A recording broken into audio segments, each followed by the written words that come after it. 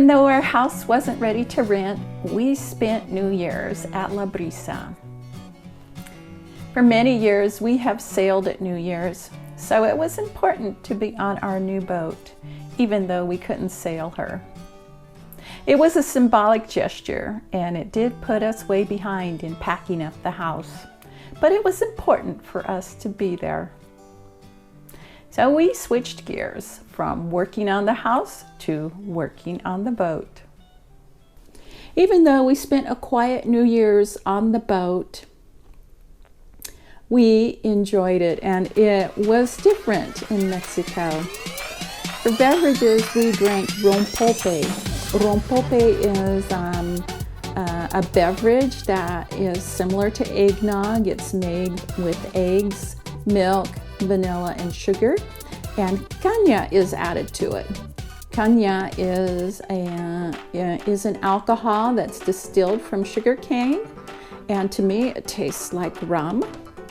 We enjoyed the rompope, so now we get the fun task of trying different brands to see what brand we prefer.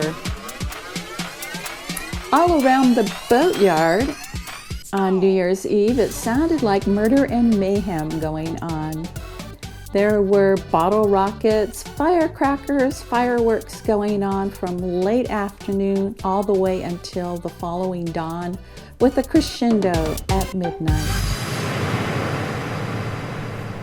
As I mentioned in the last video, I discovered a problem with the starboard steering pulley mount in the lazarette. Here you can see the port mount and see how it is located and what it should look like. You can also see the cable's loose because the starboard mount has already been removed. On the starboard side, the mount is very difficult to get to, and Lee was able to remove it by accessing it from a cutout in the starboard quarter berth. When we bought the boat, this mount was impossible to see because of all the stuff in the lazarette, and even Lee's casual observation when he was servicing the seacocks in the lazarette in October didn't pick it up. We don't even think the previous owners knew about it. Our guess on how the damage occurred was probably when the boat had wooden spars and was dismasted in 2013. One of the attractive features of the boat when we were considering her purchase was the recently replaced rigging and brand new aluminum mast. The reason we suspect the dismasting is because there is no impact damage to the rudder, nor any evidence of repair to the rudder. We were not able to obtain the rectangular stock in Guaymas, so we brought it up here to the desert to a local machinist and welder we know of to see what he could do. He didn't have any in stock, so to avoid having to purchase a 12 or 20 foot section of the stock, he's contacting a surplus dealer he knows to see if we can get cut off. If he can, that'll be great. He'll have it in stock for us, and he'll drill the holes for us and have it ready for us. If not, I guess we're going to have to obtain a hardwood spacer and put it in that way.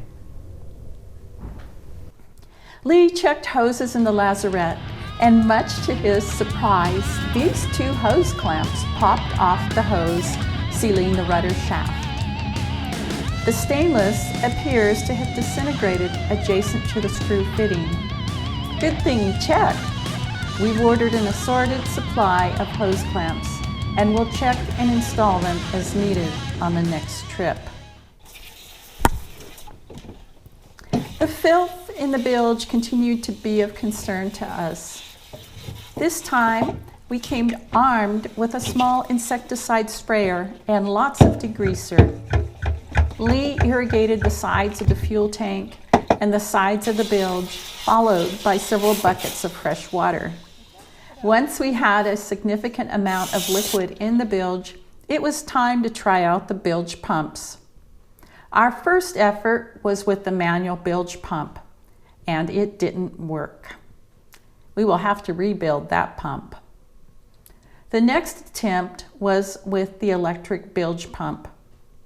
Since flipping the switch on the electrical panel failed to produce a result, Lee powered the bilge pump directly using a nifty Christmas present he received from our friends Scott and Vicky. It's a power bank with multiple USB ports and a high current car jump starter port. Using this port to power the bilge pump, you can see what happened. You want me to go outside? Yeah, we'll see if you if we get the output. Okay, oh, and I was going to grab... That's there. Let's see what happens.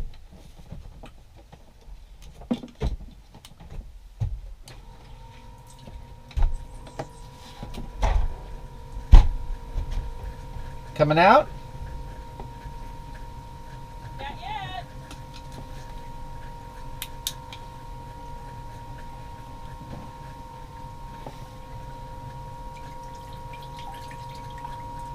I get more water in here from somewhere. Yeah, I didn't see a drop.